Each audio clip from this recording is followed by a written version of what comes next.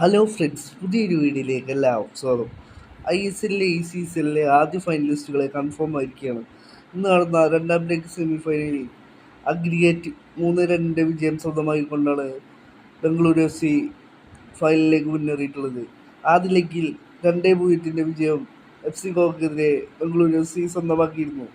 ഇന്ന് നടന്ന മത്സരത്തിൽ 2-1 FC ഗോവയോട് ബംഗളൂരു FC പരാജയപ്പെടുകയായിരുന്നു.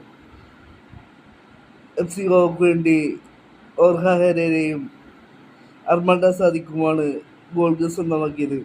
ഇന്നത്തെ മത്സരത്തിലെ ഗുർപ്രീത് സിംഗ് സന്ധുവിൻ്റെ സേവുകൾ ബംഗളൂരു എഫ്സിക്ക് നിർണായകമായി മാറി. 4 ഷോട്ടുകളാണ് അദ്ദേഹം ഇന്ന് സേവ് ചെയ്തു. മത്സരത്തിൽ ബംഗളൂരു എഫ്സിക്ക് വേണ്ടി സുനിൽ ഛേത്രിയായിരുന്നു കളിയുടെ അവസാന എക്സ്ട്രാ ടൈമിൽ ഗോൾ സ്വന്തമാക്കിയത്.